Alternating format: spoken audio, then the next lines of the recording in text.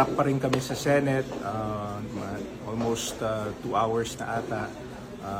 Tumigil na yung gunfire pero kanina lakas ng putukan sa loob at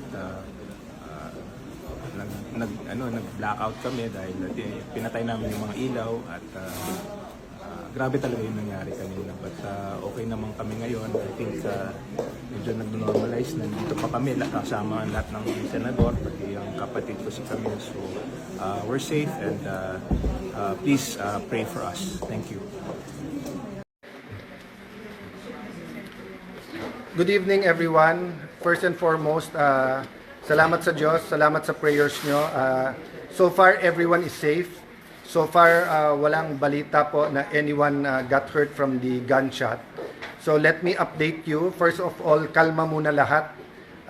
Kanina po I was forced to manawagan through the Facebook because there's no other means of communication.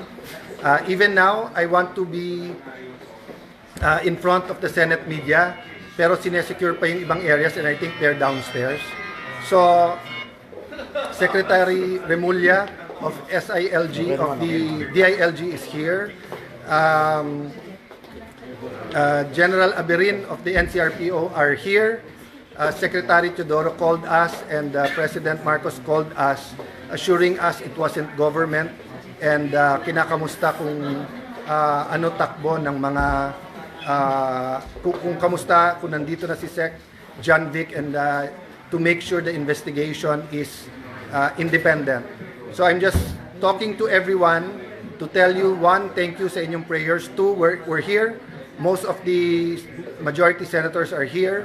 Senator Bato, dun sa nagtanong, Julbert Urbista, si Sen Bato is secured, he's okay. Aakyatin namin ni Sec Remulla, hindi siya arestuhin ngayon. They will respect the Supreme Court's decision of giving 3 days each na mag-comment, no?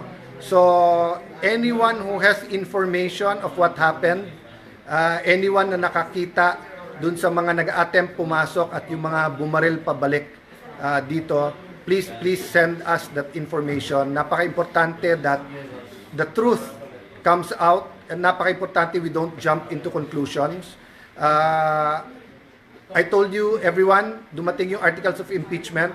We don't want any speculation that this has any connection with anything, whether it's the Senate majority, whether it's the articles of impeachment, politics, personal dito. But this is the first time na nakaramdam ng ganito ang Senado, no?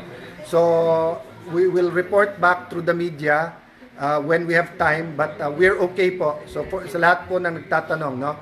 But we will start the investigation. We will let people leave when we're sure they're not suspects and when everyone's safe. But right now po, akyatin muna ng Senator Bato to make sure he's okay.